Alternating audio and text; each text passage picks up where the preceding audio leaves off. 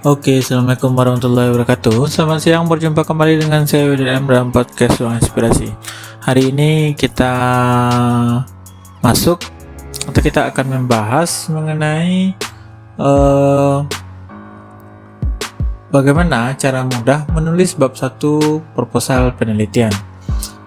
Dari beberapa podcast saya sebelumnya, saya sudah pernah banyak membahas bagaimana menemukan masalah, menemukan keunikan, menemukan kelayakan, dan pada dasarnya itu adalah gunanya untuk membangun sebuah bab 1 proposal penelitian yang baik dan mempunyai suatu bentuk tindak lanjut dari sebuah proses sebuah penelitian. Karena pada dasarnya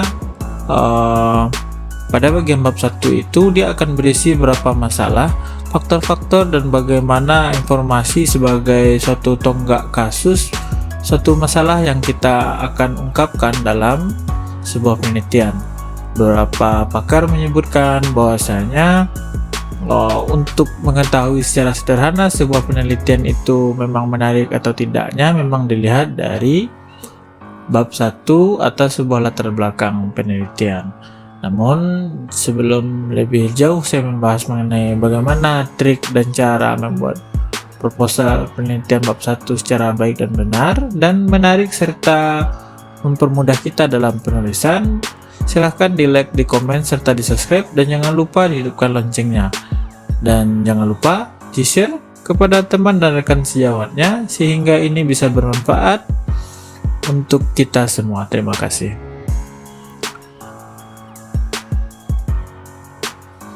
Dalam sebuah penulisan, baik itu penulisan makalah, paper, skripsi, tesis, disertasi, dan lain sebagainya, pendahuluan adalah bagian di dalam sebuah latar belakang penelitian. Latar belakang yang baik dan benar dapat membuat pembaca tertarik terhadap hasil dari penelitian yang kita buat. Latar belakang harus dimulai dengan mendefinisikan topik. Penting mengidentifikasi topik mana yang perlu ditinjau dan apa yang perlu diketahui pembaca pada topik tersebut. Beberapa pendapat menyatakan bahwasanya latar belakang itu menjelaskan mengapa masalah itu diteliti penting dan dilihat sebagai suatu bentuk perkembangan keilmuan dan kepentingan dalam pembangunan keilmuan. Kemudian merupakan suatu bentuk bagian penting dalam sebuah karya ilmiah, maka latar belakang itu harus menjelaskan secara lengkap topik penelitian, masalah penelitian yang dipilih, dan mengapa penelitian itu menjadi suatu topik yang diangkat. Latar belakang itu berisi informasi tentang suatu masalah atau peluang yang dapat dipermasalahkan, termasuk hal-hal yang melatar belakanginya. Latar belakang ini menjelaskan mengapa suatu penelitian itu dilaksanakan dan apa yang ingin dicapai. Secara umum dari beberapa hasil pendapat para ahli tersebut, maka dapat kita ambil kesimpulan bahwasanya latar belakang masalah merupakan informasi yang tersusun secara sistematis berkenaan dengan fenomena dan masalah problematik yang menarik untuk diteliti. Masalah terjadi saat harapan ideal akan suatu hal tidak sama dengan realita yang ada. Disebut juga merupakan suatu gambaran yang jelas yang memaknai pemikiran ilmiah. Atau dengan cara mengungkapkan masalah, latar belakang dihadapkan pada beberapa kepustakaan yang relevan yang dapat menuntun pembaca menuju kepada pemikiran logis. Setidaknya ada beberapa hal yang harus ada di dalam latar belakang. Yang pertama, faktor-faktor apa saja yang menjadi perhatian untuk dijadikan suatu latar belakang. Itulah yang disebut dengan latar belakang faktual. Yang kedua, informasi kasus. Baik secara langsung lewat pengamatan di masyarakat ataupun lewat buku-buku referensi, peneliti menghubungkan kasus yang satu dengan kasus yang lain. Bagaimana kasus-kasus itu berhubungan jelas sehingga dapat mengungkapkan fenomena dan perubahan dari waktu ke waktu. Kemudian tonggak problematik yang berisi berbagai persoalan yang akan dijawab dalam bab-bab selanjutnya. Jadi secara idealnya kita harus mengetahui bagaimana suatu keadaan berjalan dalam bentuk visi misi yang ingin dicapai, supaya masalah yang kita angkat dalam latar belakang itu memang benar-benar dapat menjadi suatu hal yang membuat topik kita itu menarik, sehingga tidak ditemukan kelemahan dari masalah yang akan kita angkat. Kemudian pada bagian bab 1 itu kita juga harus mengemukakan keunikan kenapa penelitian kita itu memang harus diteliti, sehingga itu akan mempermudah kita memberi alur berpikir dalam mensistematisir persoalan yang ingin dipecahkan, sehingga akan memberikan solusi-solusi alternatif yang bisa ditawarkan dalam sebuah penelitian. Misalnya dalam penelitian bahasa, kita dituntut untuk menemukan berbagai macam bentuk masalah kebahasaan dalam sebuah masyarakat. Begitu juga dengan penelitian kesastraan ataupun pengajaran. Dalam kesastraan, ketika kita mengidentifikasi objek sebuah karya sastra, maka kita akan berupaya membacanya terlebih dahulu, kemudian menentukan kira-kira apa yang menarik dari karya sastra yang akan kita pilih. Jika kita ingin mengkaji bagaimana struktural kebudayaan dalam sebuah karya, berarti kita harus menggali bentuk permasalahan-permasalahan kebudayaan dalam satu karya sastra tersebut. Jika satu bentuk pengajaran, berarti kita harus menemukan kira-kira kenapa masalah ini yang menjadi problema bagi siswa, sehingga itu harus dihadirkan dalam sebuah latar belakang masalah. Karena dalam latar belakang masalah itu perlu adanya kesenjangan antara harapan dan kenyataan baik, atau kita sebut juga dengan gap reset, dan bisa juga merupakan suatu bentuk kesenjangan praktis atau gap fenomena yang melatar belakangi masalah yang ingin diteliti. Di dalam latar belakang masalah ini dipaparkan secara ringkas teori, hasil-hasil penelitian, kesimpulan seminar dan diskusi ilmiah yang dihubungkan dengan pengalaman atau pengamatan pribadi yang bisa menjadi landasan kita untuk berpijak bahwa masalah ini yang kita temukan tadi itu memang memberi pengaruh yang baik. Ya.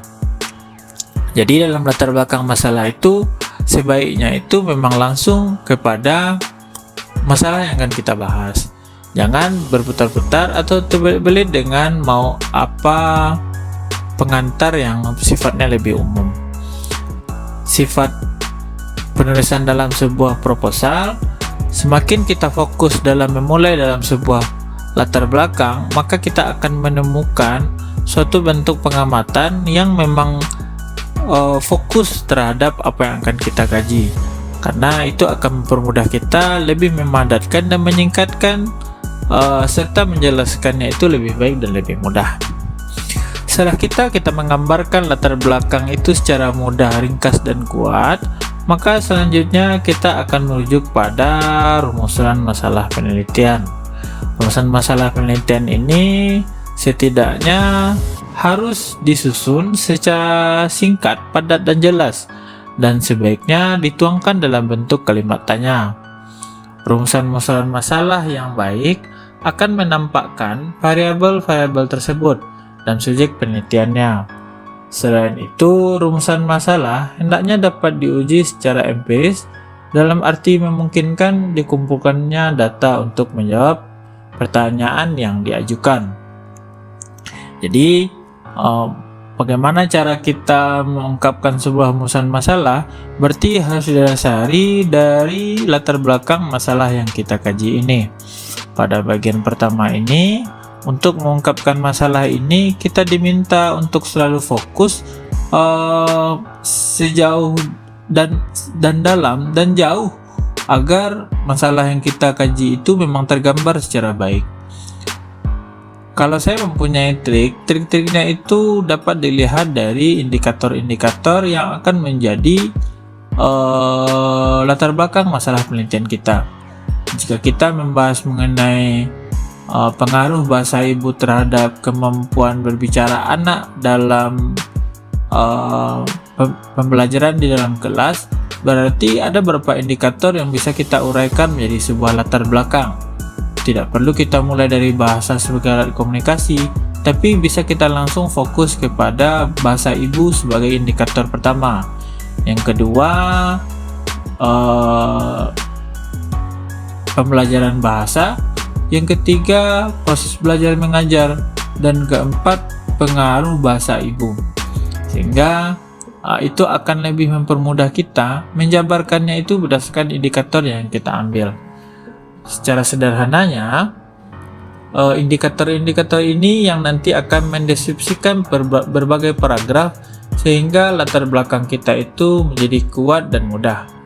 Saya ingatkan lagi, tidak perlu memulai dari kebahasaan atau gejala-gejala secara umum. Tidak perlu memulai dari karya sastra adalah, tidak perlu memulai dari puisi adalah, tidak perlu memulai dari novel adalah dan lain sebagainya, tapi cukup fokus langsung kepada masalah yang ingin kita kaji. Misalnya kita mau membahas mengenai perkawinan dalam struktural masyarakat Minang misalnya, jadi bahas langsung saja pada struktur pernikahan dalam masyarakat Minang. Bagaimana pernikahan itu menjadi satu bentuk masalah yang akan kita kaji. Kita tidak terlalu perlu pula membahas mengenai Minangkabau secara umum, tapi mulailah langsung dari masalah yang akan kita bahas atau kita kaji tersebut. Intinya itu, untuk mengangkat sebuah penelitian itu memang harus berangkat dari masalah yang ditemukan dalam masyarakat atau masalah yang memang menjadi suatu bentuk hal yang memang memiliki keterbaruan atau kontribusi terhadap keilmuan atau objek itu sendiri. Jangan memilih proposal penelitian, membuat proposal penelitian itu berdasarkan kebutuhan dan hanya pada syarat bahwa skripsi itu harus selesai begitu saja, seperti itu. Jadi memang ingatlah bahwasanya skripsi ini adalah karya fenomenal yang bisa menjadi catatan sejarah bagi kamu, sehingga nanti ketika dibaca proposal skripsi penelitian ini menjadi trademark bagi orang yang membacanya setelah kamu, sehingga ketika dia dikutip untuk penelitian relevan atau nanti dipublikasikan dalam artikel ilmiah, dia menjadi satu hal yang membanggakan. Sehingga wajarlah setiap karya ilmiah itu memberikan dampak baik bagi penulis sendiri ataupun bagi alma mater dan keilmuannya. Demikianlah cara menulis proposal bab 1 penelitian part pertama. Kita akan bahas pada part berikutnya mengenai rumusan, tujuan, manfaat, dan ruang lingkup penelitian. Demikianlah podcast Ruang Inspirasi pada hari ini. Semoga bermanfaat. Saya Wahyu DRM, terima kasih. Assalamualaikum warahmatullahi wabarakatuh.